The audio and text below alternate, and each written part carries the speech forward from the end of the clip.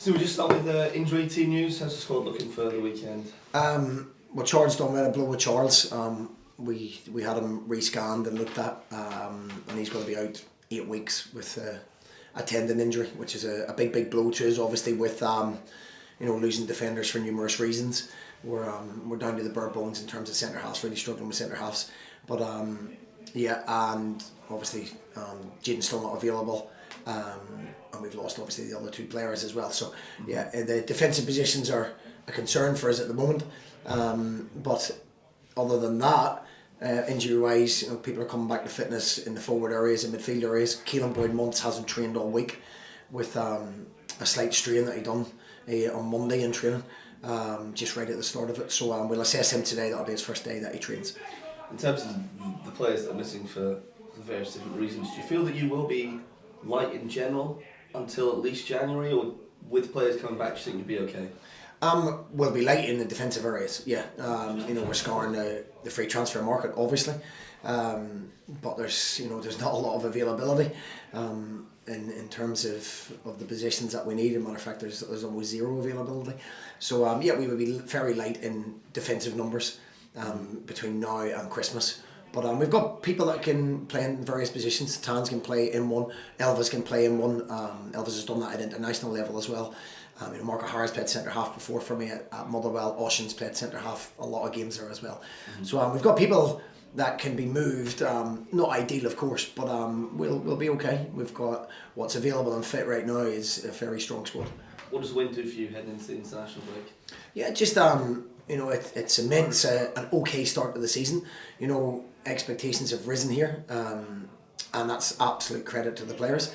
And when people are disappointed with results or drawn at home, then I take that as a compliment, because the players have raised the expectations so much at this football club, and it's credit to them.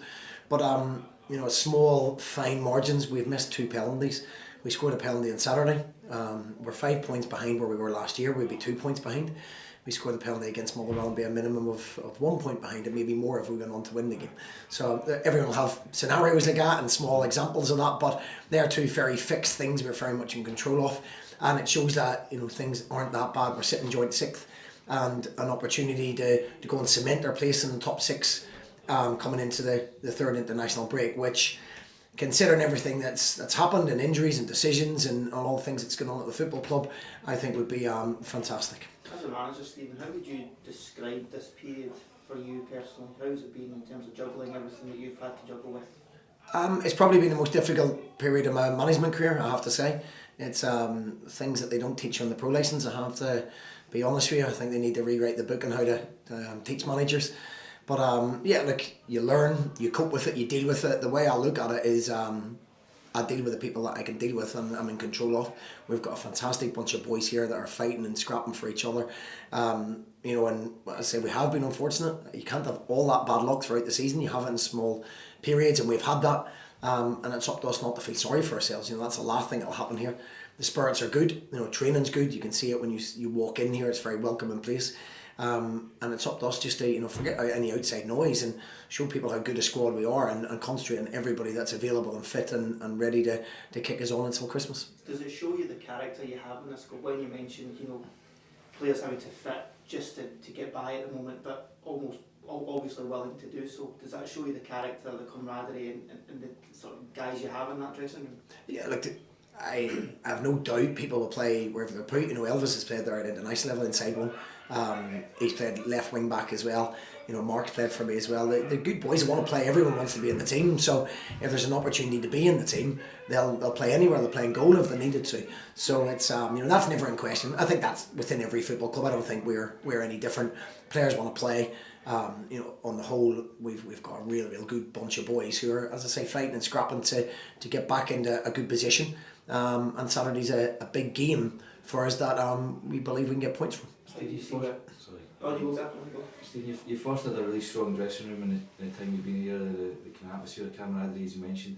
Has that been rocked in the last few weeks, or does it come to the fore, the good bond that they've developed, and is that going to get you through this wee period as well? Yeah, there's the vast majority of people here have been here with me for a while, so I know what I get from them. I know the atmosphere you can hear in the background there in the middle of our interview. You know, they're laughing and joking, and there's a a real good team spirit that help each other. You know, we've been in the last 6 weeks. People have problems. You're not in control of players 24 hours a day. You know, we only have them with us 4 or 5 hours a day. So you're not in total control of everybody, and unfortunately, things that have all happened at once. Have all happened in I think a 6 week period, which has been tough to deal with. But it hasn't affected the boys. You know, as I say, my sole focus and sole concentration has been on the players that are available, the players that are fit, and that are on the pitch. And we've worked tirelessly to get back to the system that we like, to get players like Greg Kilty and Conor McMenamin back to fitness levels again that they're able to start. And I've started to see that in the last 3 games. You know, a brilliant performance at Ibrox, a win against St Johnstone, who are a good side and a really good style of play. And we should have beat Ross County last week. You know, we, as I say, it's fine lines at the minute where people go, it's a brilliant season, or it's not so brilliant. We'd be 2 points behind had we scored the penalty, and everyone goes, oh, it's a really good season. So, you know, it's important not to listen to noise and outside noise. We know we can improve and control certain things we're in control of. But we'll be okay. You know, we'll keep fighting and scrapping. We're getting better at our patterns, and as I say, the shape that we want to play and the personnel we want in the starting lineup is getting there. And as I say, bad luck can't continue forever. So we don't believe in that. We believe in working hard and overturning that bad luck. Have you made a decision on penalties? Me. I've re-registered myself. So yes, we have, but I'm not telling you. So yeah, the penalties are a difficult thing. You know, it's a little bit of a lottery. Anybody that stands up and takes them in a pressure cooker situation, I take my hat off to. It's something that's a specialised job. We've had a little bit of misfortune with it in terms of not converting them, but it happens. That happens all over the world. The best players in the world miss penalties. So we'll step up, and you know, whoever steps up will be confident they'll score. Good luck, man. Good luck. Okay.